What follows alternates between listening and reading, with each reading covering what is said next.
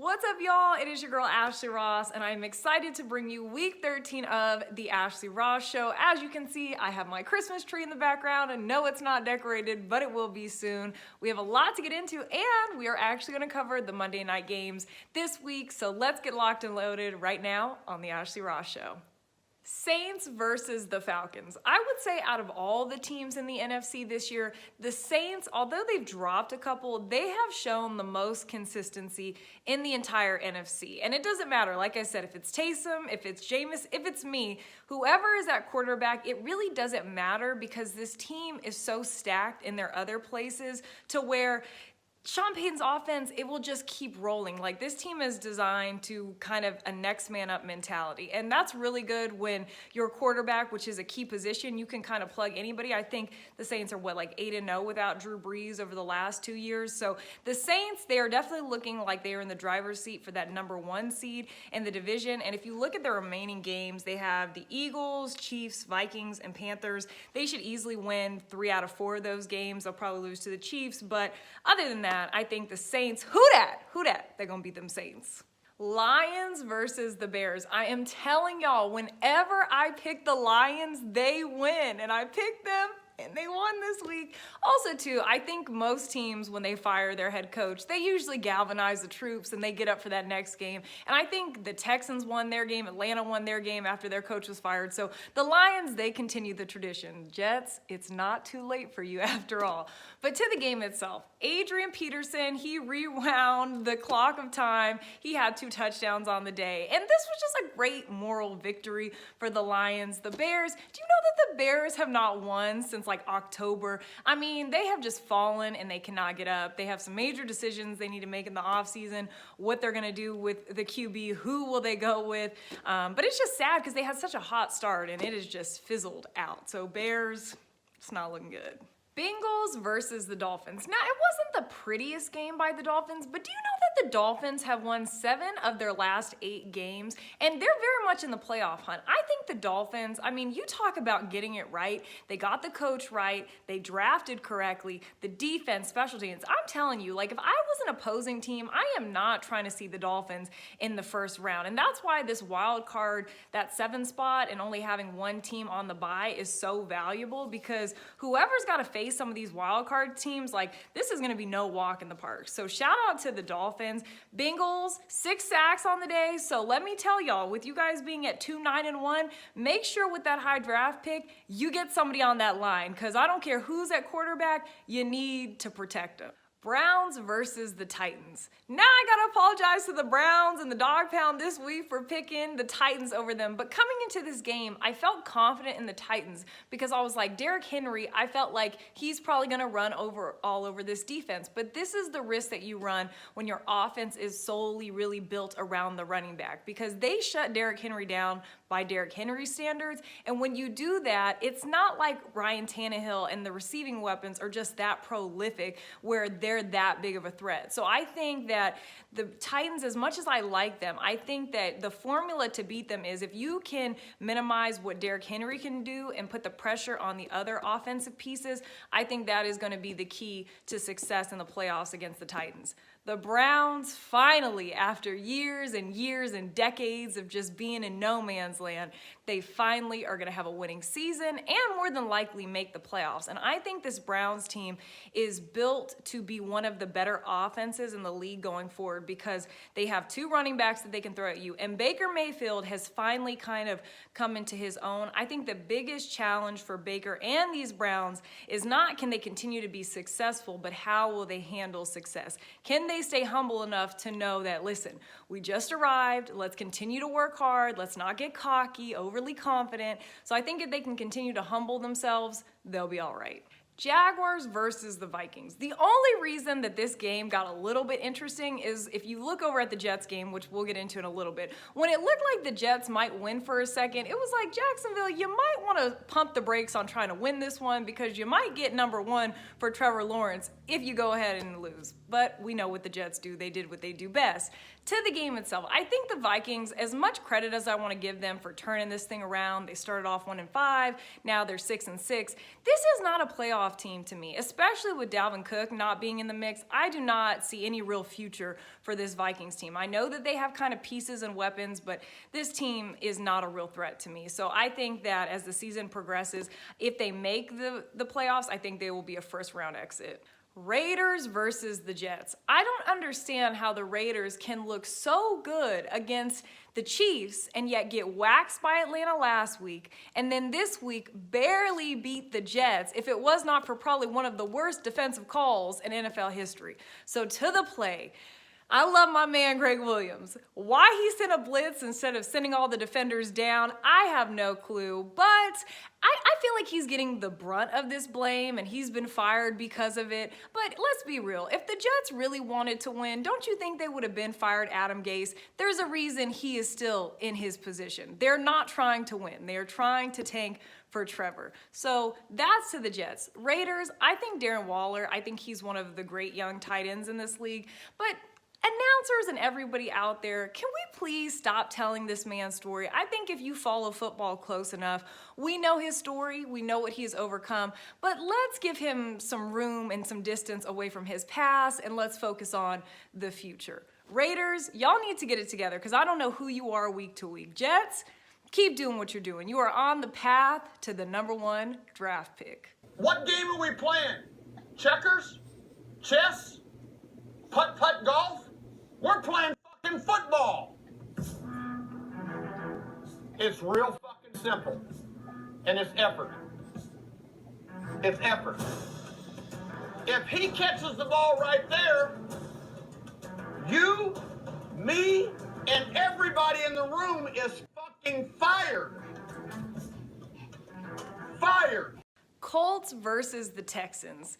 It was just so heartbreaking to see Deshaun Watson on the sideline with the towel, to see his post-game press conference, because you can tell that he really cares. And I love a guy that is not just in it for the check. Now, I know a lot of these guys love the game, but a lot of them, I don't think they're super emotionally moved if they're winning or losing. They're like, look, we're cashing a check week to week to week. So it's nice to see that a guy of his caliber just truly cares and wants to be better.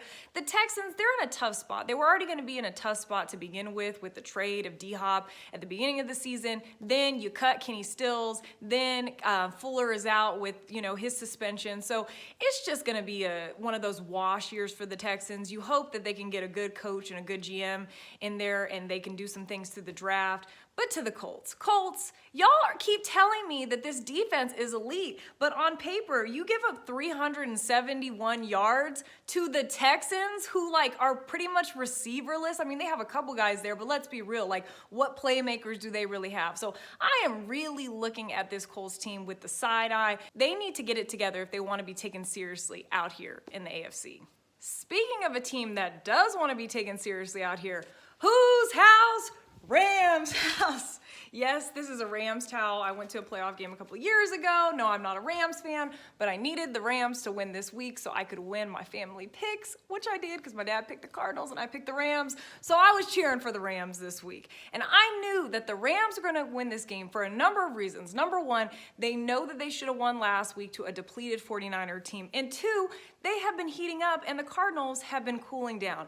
I think the Cardinals, kind of similar to last year, I think the Cardinals put a couple flashy games together and everybody got super excited and Kyler and this is exciting, but I still think they're maybe a year or two away from really being a real threat out in the NFC West. The Rams, I'm not 100% sold. I'm 80% there with the Rams, but they have a good offense. The defense is coming on strong and they're peaking at the right time. So whose house?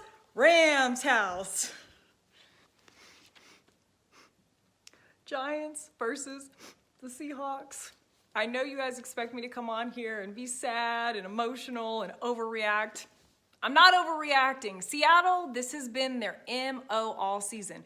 They're up and they're down. They're up and they're down. I have just come to accept this. But one thing I know about Seattle, when it comes December and January, they will be ready come playoff time. I will bet my bottom dollar on that. But to the Giants, I want to say, as much as we joke about the NFC East, the NFC least out here, the Giants quietly have won 4 games in a row. Now, it was against Washington, Eagles, Bengals, and now the Seahawks, but those are still some good wins. I still like Washington to actually win this division. We'll get into them a little bit later, but Giants, they're playing some good football out here, and they beat a quality Seattle team. Yes, they're still quality, so shout out to the G-Men. Eagles versus the Packers. The Packers, they're 9-3. I still have some question marks about their defense and their offensive versatility. I still think they're a little bit one-dimensional, but we will let them breathe. They're 9-3. That's nothing to slouch at. Good for the Packers. Go Pack, go. To the Eagles, we've spent enough time talking about Carson Wentz and what he needs to do better. Let's look at the surrounding situation. I think the Eagles organization needs to take a really hard look in the mirror. And how do you go from a Super Bowl caliber team, not like a decade ago, like a couple years ago, to being abysmal in this division? You know what I'm saying? So I think they really need to take a hard look at who they are as an organization. I think Carson is a little mentally fried right now, and they have just announced that Jalen Hurts will be the starter. This to me is the best thing. Now I understand everybody's talking about the contract and what are you gonna do and the dead cap money. If I'm Carson Wentz, I'm like, that is not my problem. Y'all decide to pay me with no real experience and wins under my belt. So that's on the Eagles organization to figure out. But right here, right now, I think you go with Hurts because he has the hot hand, and I think he brings a spark to the offense that they need. And right now, you need all the energy you can to win this division because Washington is coming on strong and New York is coming on strong. Patriots versus the Chargers. We know who Bill Belichick is against rookie quarterbacks. We know they don't have a good record, but I don't even think Bill Belichick, with the squad he has today, I don't even think Bill Belichick thought he was going to put that much of a licking on the Chargers as he did. I mean, Justin Herbert has looked pretty dang good all season long, and he picked him apart all yesterday. So I think the biggest thing for the Chargers, as much as I like Anthony Lynn, they need to really reevaluate who is going to be the head coach because there is talent on this team, and the record right now for the Chargers does not indicate how much talent is actually on this team. So there is a miscommunication. There is something not going right now with the Chargers, and more than likely the coach is going to get the brunt of that. But to the Patriots, the Patriots, we joke about them, but 45-0, like this is not even a great Patriots team. So I give all my kudos to Bill Belichick, the defense, the special teams. Listen, the Patriot way, it's not dead yet. Broncos versus the Chiefs. This game, I think we all kind of went into this game thinking like, oh, this is going to be a blowout. We don't even really need to watch. And I don't think anybody thought that the Chiefs were like really going to lose this game because we know that the Chiefs can turn it on when they want to. But this is kind of like the issue with the Chiefs of, they're so used to coasting and they can really flip the switch when they want to that I think they do play down to competition. And I'm nervous come playoff time if they kind of play with some of these underdog teams and you get in the ring with like a Cleveland or a Miami, those teams are vicious. So I think that the Chiefs need to treat every team like a New England of the past, like a high caliber team, because any given Sunday you can get beat. Also, Travis Kelce is the best tight end in all of football, hands down. George Kittle, he would be in the mix more if he wasn't hurt, but Travis Kelce, he is that dude. Down goes Frazier. Washington hands the Steelers their first loss of the season. And I am so glad because the Steelers really needed to be humbled out here because some of these wins, they were acting like they were beating the Kansas Cities and the Saints every other week. Like some of these wins were not all that impressive. Still 11-0 for what it was. Good for them, but they need to be humbled. I mean, dancing on people's logos, the TikTok dances, they needed a little humble pie out here. I do think that their run game was exposed. They only had 21 total yards in the rushing game, so they need to really clean that up. I know that Connor was out with COVID. I don't know if this week, but one of the previous weeks he was out. So they got to get that cleaned up. And I definitely think that the Steelers, finally, now that they have a loss, you can really start to nitpick some of the issues on both offense and defense. Washington, I like Alex Smith. He's a good, consistent quarterback. We're not going to call him a manager. We're going to put some respect on his name out here in the 2020 season. Shout out to Alex Smith, Washington, and what they got going down in the nation's capital.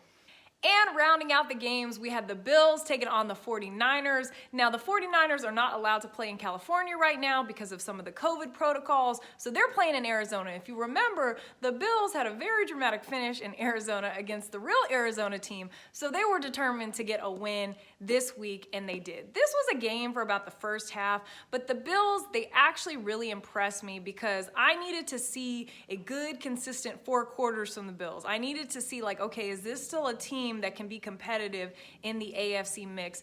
And I believe they can. 49ers, I mean, they're fighting for their lives. Like, they're doing the best that they can out here, but I think it's a little outlandish to think that the 49ers can continue to just be good and win these games when they just do not have the personnel. And Nick Mullins, I don't care about these stats they're trying to throw on. We know who Nick Mullins is. He's good for what he is, and Jimmy G should thank his lucky stars that he's not a better backup because other things would be exposed. So I think the 49ers, you guys are giving it a valiant effort. Good for you. Bills Mafia, I'm back on the bandwagon this week.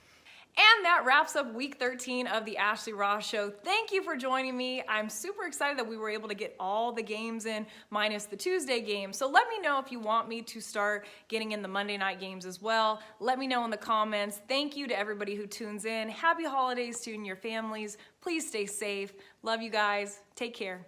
Bye-bye.